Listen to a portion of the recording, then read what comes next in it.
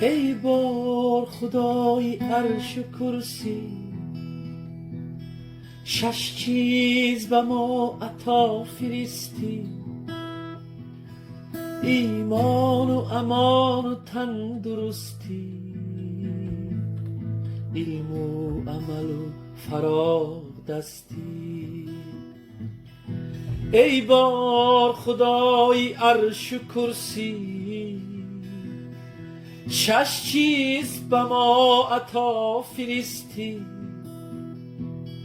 ایمان و امان و تندرستی، علم و عمل و فراغ دستی. یا الله تو یگانه ای برایم، یا الله تو عزیز هستی برایم، یا الله تو یگانه ای برایم، یا الله.